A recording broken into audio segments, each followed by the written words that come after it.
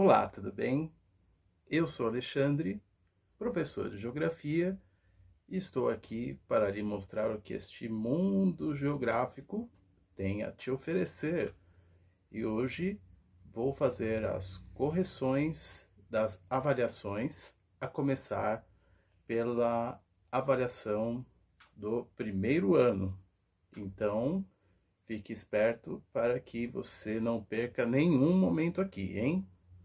É isso aí. Vamos começar?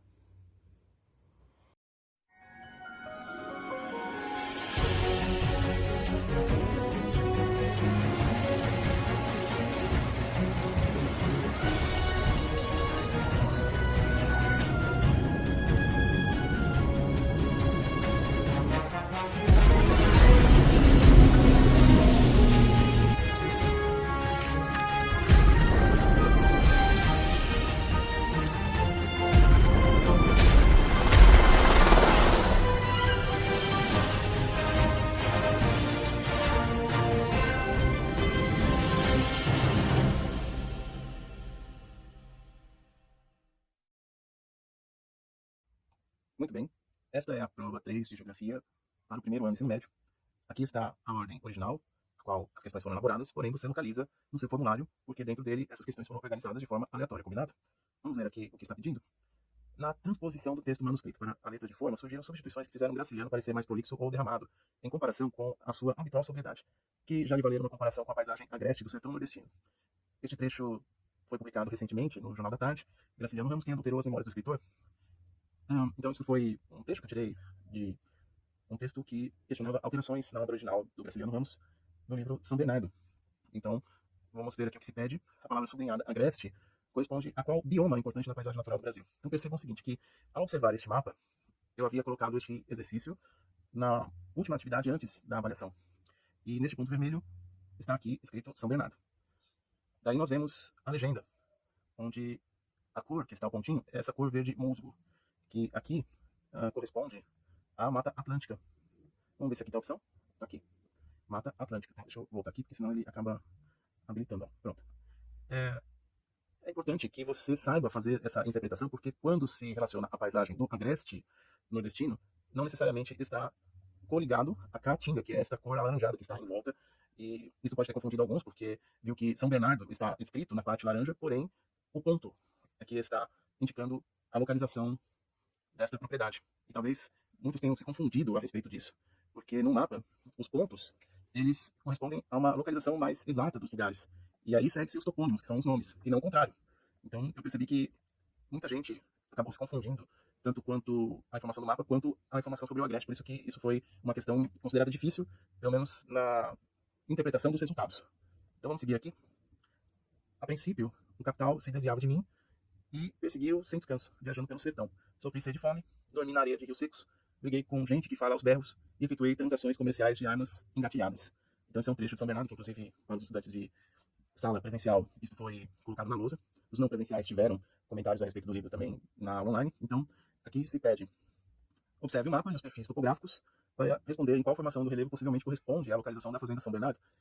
Então, aqui era importante relacionar realmente com a questão anterior. No entanto, a gente tinha uma informação adicional que eram os perfis. Então, o perfil 1, o perfil 2 e o perfil 3. E cada perfil tinha um ponto de localização que é uma formação estrutural do relevo. E aí a resposta correta está aqui, ó, que é o perfil 2. Então, o número está correspondente aqui, ó, entre parênteses, tá? Ao item 2, que é o Planalto e a Chapada da Borborema, que é uma formação geomorfológica lá do sertão nordestino. E é claro que você, mesmo que não soubesse o nome da formação, mas, a princípio, a relação entre os mapas poderia fazer você deduzir qual dos perfis era o correspondente, e isso foi feito de uma maneira bastante adequada. Tá? Então, nessa questão diferente da primeira, houve uma interpretação mais literal, vamos falar assim, né, do que foi visto no mapa anterior, com relação aos perfis, que é apenas um outro tipo de linguagem cartográfica. Tá? Então, aqui, ainda a maioria, pelo menos, conseguiu entender o propósito da questão, ainda que também tivesse um trecho específico do livro São Bernardo, de Graciliano Ramos. Okay? Então, é importante entender que a literatura, ela também pode dar suporte a aspectos geográficos de paisagem, por isso que isso foi também colocado como questão de prova, porque no vestibular, eu sempre bato nessa tecla, no vestibular há muitas questões que são de matérias específicas, mas cujo conteúdo ele é essencialmente interdisciplinar. Então, são questões que são colocadas dessa maneira mesmo na prova de geografia, ou mesmo em questões interdisciplinares que também estão presentes tanto na prova do Enem quanto na FUVEST. Então, é bom que você observe quais são as suas dificuldades para poder evoluir nessa questão, principalmente cartográfica, tá? Seguindo aqui, observe o infográfico a seguir. Qual é a real proporção da disponibilidade de água superficial que é tratada até chegar à torneira do consumidor na cidade de São Paulo? Muito bem, aqui também é uma questão interpretativa, mas ela tem um segredo, vamos falar assim, por trás desses infográficos. Então, a disponibilidade de água no mundo, nós fizemos na aula presencial, inclusive, o desenho dos tanques, mas não o pessoal que também está no virtual teve essa oportunidade de falar sobre a questão da água. E observe que quase toda a superfície da Terra comenta com água salgada, apenas uma fração é de água doce. A ideia dessa fração é que temos a água disponível em rios e lagos. Então aqui está perguntando de novo, né? Qual a real proporção da disponibilidade de água superficial que é tratada, ou seja, de água doce, até chegar à torneira do consumidor na cidade de São Paulo? Tem lugares que tratam água salgada, como, por exemplo, Israel, Arábia Saudita, os países que têm o que a gente hoje de estresse hídrico.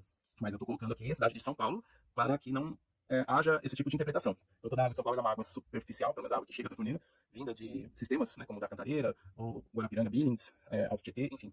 Então são de águas superficiais, represadas, né, ou de rios, enfim. E disso tudo aqui, uma boa parte do pessoal caiu nessa armadilha de que o total de águas é 0,3, quando na verdade é 0,3 de 2,5%. Então aí você tem que dividir isso por 100, né, para poder saber que nós temos a disponibilidade apenas de 75 décimos de milésimo, é difícil até para falar esse número, do total de águas disponível em rios e lagos, ou seja, águas superficiais disponíveis para consumo. Porque essa fração aí você tem que fazer um pequeno cálculo. Aqui é 0,3 de 2,5. Então, quanto que seria isso no total de 100%? Aí chegamos a esse número 0,0075 do total de águas, e isso também acabou por fazer muita gente tropeçar. Eu digo isso porque esse tipo de questão ela é geográfica, mas ela também é matemática, que é uma regra de 3 que é necessário fazer, né? Então, em questões assim, é importante fazer a interpretação correta, tanto do que se pede, quanto da informação gráfica, para que você consiga fazer a interpretação e escolher a resposta correta, tá? Vamos seguir? Observe esse perfil, o esquema mostra que a água comercializada nessa represa tem a fonte em. Então, aqui esse esquema, esse painel está disponível na empresa, onde estão a localização dessas tendas azuis, onde eles retiram a água das fontes. Então, observe aqui que tem o rio, que tem lençol freático. Eles colocam até aqui o esquema da superfície, até chegarem às fontes. São 3 fontes aqui, ó, a partir de 130 metros de profundidade, ou seja, já na camada de rocha alterada aqui, ó, onde tem o aquífero e onde estão as rochas consolidadas, as demais fontes, tá? Então, a base cristalina que é escrita aqui, ó, isso mostra que águas superficiais retiradas em lençol freático através de poço artesiano, só para lembrar, tá? Que o lençol freático ele tá aqui, ó. Então, isso uma parte do pessoal confundiu. Águas subterrâneas retiradas de aquífero através de poço tubular profundo. Então, observe aqui pelo esquema. Tá? Aqui, no caso, é importante observar o esquema para entender, tá? As figuras aqui, claro, elas são ilustrativas, né? São figuras tiradas do próprio site da empresa. Águas superficiais captadas no córrego de água mineral Petrópolis. Isso aqui não faz sentido, pelo menos do ponto de vista do esquema, tá? Águas subterrâneas bombeadas da fonte Petrópolis através de poço semi-artesiano. Então, isso pode gerar uma dúvida, né? A diferença de poço artesiano, semi-artesiano, aqui poço artesiano, a pressão da água no subsolo faz com que ela suba naturalmente. E no caso de poço semi-artesiano, é necessário um bombeamento. Isso aqui não é uma bomba, tá? Que tá na figura aqui embaixo, e sim um tanque. Então, isso pode ter confundido um ou outro, mas eu acredito que a maioria aqui foi na questão de águas subterrâneas tiradas, né, por sistema de tubulação profunda, e essa é a resposta do gabarito, tá bom? Então vamos seguir aqui. Pesca predatória alvo do documentário Oceanos. Quais são as consequências para o meio ambiente trazidas por essa atividade industrial? Então aqui tem um pequeno clipe que serviu principalmente para relembrar alguns que não puderam assistir, principalmente o pessoal da NP. Então aqui eu coloquei apenas para ilustrar esse pedaço do filme que mostra a rede de arrasto. Então aqui pode haver mais de uma resposta correta. Isso também tem sido utilizado no SARESP, tá, gente? O SARESP tem feito esse tipo de abordagem justamente para testar multi-habilidades. Daí a ideia de colocar questões que tenham mais de uma resposta para que você consiga atingir este objetivo de fazer uma análise múltipla, tá? Então, quais são as consequências para o meio ambiente trazidas pela atividade industrial, né, industrial de pesca? Então aqui, ó, a morte dos corais, deixa eu clicar aqui, ó, a morte dos corais provoca desequilíbrio na cadeia alimentar marinha como um todo, isso acho que é bem claro no clipe. A redução do zooplâncton, isso foi falado no filme, né? Então, mesmo que você, por acaso, não tenha assistido, né, na aula de biologia, é importante a abordagem multidisciplinar, né? Na aula de biologia, normalmente nessa parte de taxonomia fala sobre isso, né? Então, o zooplâncton, que é a microbiota marinha, altera a temperatura das águas oceânicas, assim contribuindo para as mudanças climáticas da Terra. Então, aqui é uma parte mais específica que foi falada no filme, né? Então, o zooplâncton é a base da cadeia alimentar dos outros animais, e o zooplâncton, né? Principalmente a parte do fitoplâncton, que são organismos vegetais que ficam ao redor da superfície dos oceanos. Então, a alteração do equilíbrio ambiental pode fazer com que as águas elas sofram com essa mudança de temperatura, alterando o clima nos continentes, inclusive. A caça às baleias chegou a reduzir a população de algumas espécies a 1% da original. Isso também é falado no filme. Então, aí, é claro que saiu na frente, quem teve a oportunidade de assistir todo o filme, mas esse filme foi disponibilizado a todos, né? Eu recebi, inclusive, uma mensagem da National Geographic dos Estados Unidos parabenizando a iniciativa, porque é claro que a ideia é que isto chegue ao maior número de pessoas possíveis, especialmente quando a gente está falando de educação. Então, eu fiquei muito feliz por ter recebido essa mensagem e compartilho aqui com vocês essa felicitação que eu recebi logo depois da exibição que eu fiz na sala de aula, né? Mas mesmo o pessoal, novamente, o pessoal do GNP, recebeu o link foi disponibilizado por eles, né? A única coisa que tinha que sincronizar com a legenda, mas isso acho que não era uma questão problemática, enfim. Daí, a importância de entender que a dinâmica que acontece além da superfície, ela também afeta a superfície da Terra e vivemos num planeta que nós precisamos cuidar, certo? Então aqui essas três opções, né? A pesca industrial contribui para alimentar os nossos bichos de estimação de forma segura e acessível. Até aí até pode fazer sentido, isso também é falado no filme, mas não é a proposta da pergunta, né? Então aí a única opção que se descarta é essa, por ela não atender o que se pergunta sobre essa questão de consequências para o meio ambiente, tá? Então vamos seguir. De acordo com o vídeo, o carro elétrico tem a vantagem de ser mais econômico que o carro a combustão convencional. A este fenômeno, sob o ponto de vista ambiental e geográfico, se denomina. Então, aqui, a Renata Corrêa, que é uma jornalista especializada em mobilidade elétrica, ela, inclusive, é jornalista credenciada a cobrir o Campeonato Mundial de Fórmula E, que são carros elétricos, e ela comenta, né, a comparação da economia que o carro elétrico proporciona em comparação com o carro convencional. Isso eu abordei já também mais para a parte final, nos exercícios, onde se fala sobre essa questão da transição energética. Então, aqui, ó, essa é a resposta do gabarito, tá? A questão da transição energética, que é abordada nessa questão. E é claro que isso envolve múltiplas camadas. A questão geográfica ela é importante porque se fala sobre fontes de energia, se fala sobre o impacto no espaço onde se tem essa produção de energia, a questão das matérias-primas, onde que se retira a matéria-prima para combustível fóssil, no caso petróleo, carvão, gás, e em comparação com as matérias-primas para a fabricação de baterias, como o lítio, as terras raras, que eu já abordei anteriormente. Então aqui é uma questão conceitual, ok? Vamos seguir? A Amazônia perde 52 milhões de hectares de floresta em 40 anos. Aqui tem um texto em que se faz comparativos numéricos em relação à perda de área florestada da Amazônia. Isso foi um estudo recente publicado e isso mostra que o Brasil ele tem compromissos em relação aos demais países do mundo na questão não só da preservação da floresta, mas da emissão de gases causadores do efeito estufa. Então, a redução das áreas florestadas, obviamente, que provoca um impacto climático que nós chamamos de mudanças climáticas ou também de aquecimento global. Então, pergunta aqui. A imagem mostra qual tipo de atividade econômica é denunciada na reportagem? E isso me surpreendeu porque, aparentemente, o texto ele foi bastante claro na sua abordagem. Porém, quando se observa a imagem, isso provocou talvez uma certa dificuldade, né, ou até mesmo confusão em relação ao próprio texto, sendo que a imagem ela foi retirada da mesma fonte aqui do texto, tá? No caso do Jornal Valor, e observando a imagem, fazendo uma breve descrição, aqui tem barracas, ó, não tem construções, ou seja, aqui parece ser um acampamento. Além disso, essa derrubada, ela provocou aqui uma cava aqui nessa parte superior, ó. Essa cava com uma lagoa, isso denuncia a típica atividade de mineração. E me surpreendeu a dificuldade da associação com todas as atividades que estão escritas no texto, inclusive a de mineração, né? Então aqui, ó, as atividades mencionadas no texto. Então a mineração está relacionada ao garimpo. Aqui no caso, porque justamente são a busca de metais preciosos, né, no caso ouro aqui nessa região, isso provocou uma série de denúncias nos últimos anos de atividades legais. Esse garimpo pode acontecer tanto em terra quanto no rio, né? Então, de certa maneira, é importante entender o contexto da região, mas é mais importante ainda fazer uma leitura analítica das imagens para que se encontre a resposta indicada. Tudo bem? Vamos seguir? Relacionado ao exercício anterior, claro que isso pode ter sido aleatório, tá, gente? Mas é o anterior em relação a isso aqui, né? Para a próxima COP30, a ser realizada em novembro na cidade de Belém, qual é o compromisso que o Brasil deve assumir em relação à Amazônia quanto aos demais países do encontro? Então aqui tem um outro mapa esquemático, né, da porcentagem de área florestada do Brasil em relação aos países vizinhos. Perceba que o Brasil ele tem mais da metade da área da Amazônia só para si, e aí os demais países dividem os outros aproximadamente 40%, né? Então o Brasil tem 60%, 61%, os outros países 40%. Então aqui a resposta indicada no gabarito, deixa eu clicar aqui só para ficar mais fácil. A transição energética é um desafio a ser enfrentado por todos os países membros da ONU. Então aqui de novo, transição energética. E a contribuição do Brasil deve mostrar que, além da biomassa, fontes eólica e solar, eleva o país à liderança mundial no uso de energias verdes. Portanto, todas as alternativas em relação a essa pergunta fazem sentido. Olha que interessante. Vamos ler as outras para ver se realmente faz sentido isso. O Brasil deve seguir os protocolos internacionais, como os acordos de Paris, ao intensificar o combate ao desmatamento e assim reduzir o impacto do país em relação às mudanças climáticas. Ok, aqui tem que ter conteúdo, tá, gente? Não adianta você chutar. Muita gente foi nessa aqui porque já achou que tá falando de coisa internacional importante, é presidente, é chefe de Estado, essas coisas, e começa a agir de uma maneira assim, sem trabalhar as outras alternativas. E isso é perigoso, tá, gente? Ao observar o mapa, é necessário que os demais países da região colaborem na conservação e na preservação da floresta, ao aumentar a vigilância em suas fronteiras em relação ao tráfico de produtos extraídos ilegalmente da Amazônia. Isso aqui está relacionado realmente, por exemplo, ao garimpo aqui, ó. Então, o garimpo ele utiliza de rotas clandestinas para poder chegar até o seu destino final, que é longe daqui dessa região. Tá? Então, essa mineração de ouro vai parar em países ricos, lá na Europa, ou nos Estados Unidos, ou em países do Oriente Médio, enfim. Então, os clientes não perguntam de onde vem, só querem saber o quanto custa aquele material que muitas vezes se utiliza para a fabricação de joias. Vamos continuar aqui. O agronegócio, por ser uma atividade econômica de grande impacto no processo de desflorestação, deve ser chamado a participar da COP30, tendo em vista soluções práticas e sustentáveis na produção agropecuária, além de cumprir metas na preservação do bioma amazônico no caso, tá?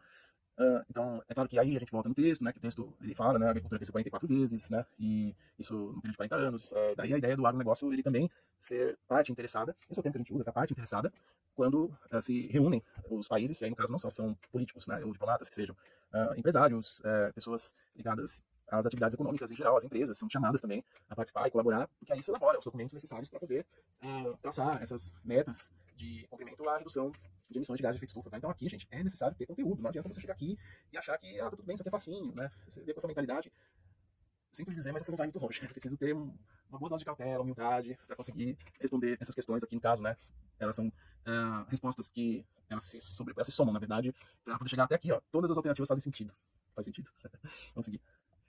Pilhas alcalinas e baterias contêm, por exemplo, elementos corrosivos, reativos e tóxicos, justificando sua inclusão nas classes dos resíduos perigosos. Portanto, requerem monitoramento específico. Isso está no texto de um livro de um especialista chamado Maurício Waldman. Foi meu amigo pessoal, então, é um especialista na área de meio ambiente. E aqui eu pergunto, qual é a classificação desse tipo de resíduo, definido pela Convenção de Basel, né, o Basileia, a gente fala às vezes Basileia, não fala Basel, enfim. Tá? É uma cidade que fica lá na Suíça e na década de 90 recebeu nas lideranças globais e tal, que definiu os parâmetros para resíduos sólidos. Aqui a foto da Duracell, que é uma marca de referência para esse tipo de produto.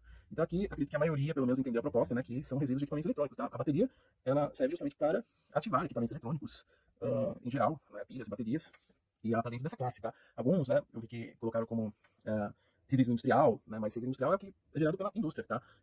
Aqui já é um produto que chega até o consumidor final.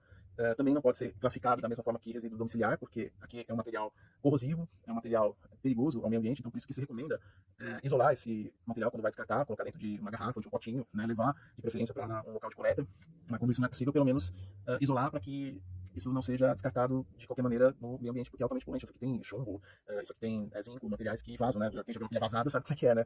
Então esses materiais eles são contaminantes, tá bom? E a 10, a globalização é global.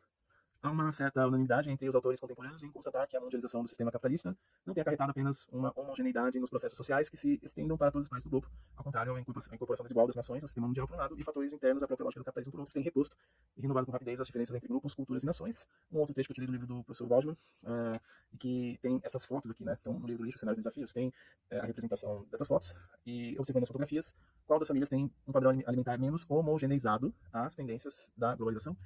Então, aqui, dessas famílias, percebam que há um padrão de repetição de embalagens, embalagens plásticas, embalagens industrializadas, enquanto a família equatoriana aqui ficou pequenininho, né? Então, deixa eu voltar aqui, que aí ele fica grande de novo, pronto.